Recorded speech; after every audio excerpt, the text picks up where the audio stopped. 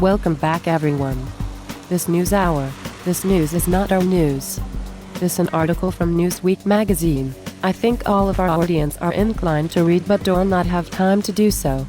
For these reasons our network have chosen to publish both old and new articles in Alushan and the Solution Show.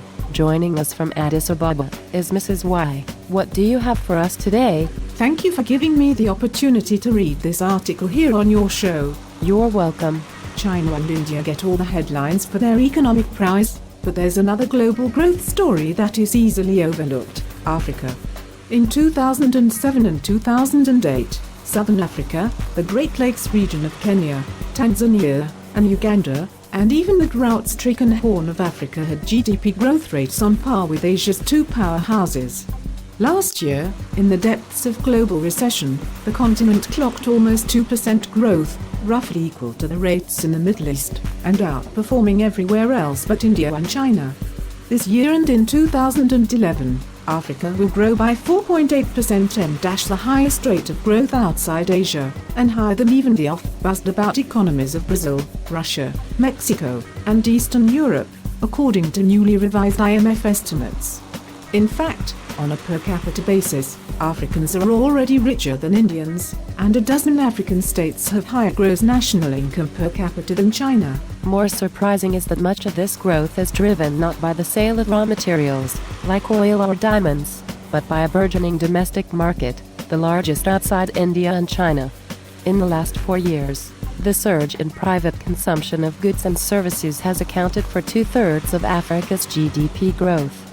The rapidly emerging African middle class could number as many as 300 million, out of a total population of 1 billion, according to development expert Vijay Majahan, author of the 2009 book Africa Rising. While few of them have the kind of disposable income found in Asia and the West, these accountants, teachers, maids, taxi drivers, even roadside street vendors, are driving up demand for goods and services like cell phones, bank accounts, upmarket foodstuffs, and real estate. In fact, in Africa's 10 largest economies, the service sector makes up 40% of GDP, not too far from India's 53%. The new Africa story is consumption, says Graham Thomas, head of principal investment at Standard Bank Group, which operates in 17 African countries. Much of the boom in this new consumer class can be attributed to outside forces, evolving trade patterns, particularly from increased demand coming out of China, and technological innovation abroad that spurs local productivity and growth, like the multi-billion-dollar fiber optic lines that are being laid out between Africa and the developed world. Other changes are domestic and deliberate. Despite Africa's well-founded reputation for corruption and poor governance, a substantial chunk of the continent has quietly experienced this economic renaissance by dint of its virtually unprecedented political stability.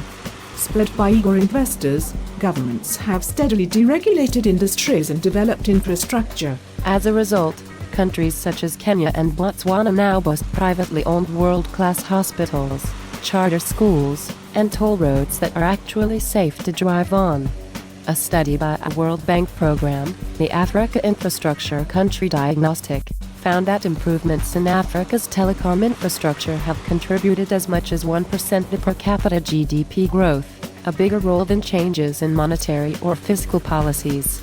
Shares of stocks in recently privatized local airlines, freight companies, and telecoms have skyrocketed.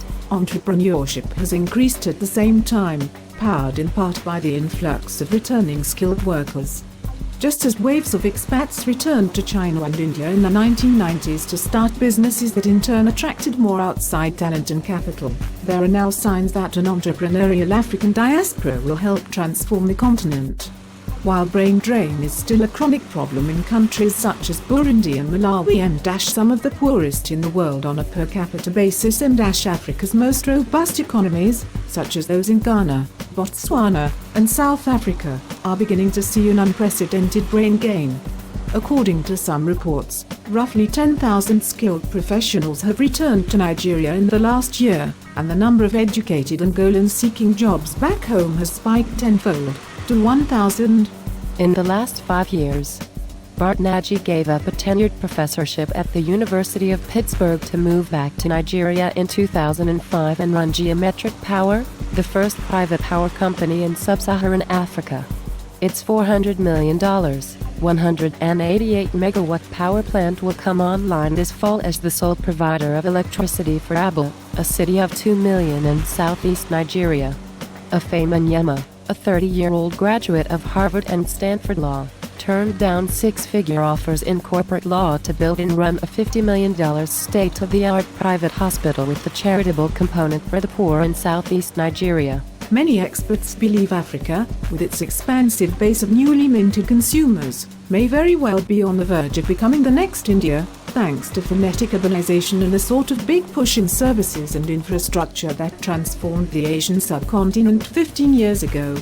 Just as India once harnessed its booming population of cheap labor, Africa stands to gain by the rapid growth of its big cities.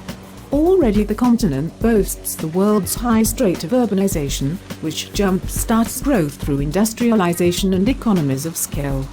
Today only a third of Africa's population lives in cities, but that segment accounts for 80% of total GDP, according to the UN Center for Human Settlements. In the next 30 years, half the continent's population will be living in cities. War, that's nice. I will surely become one of your audience. Thank you. You will not regret it at all.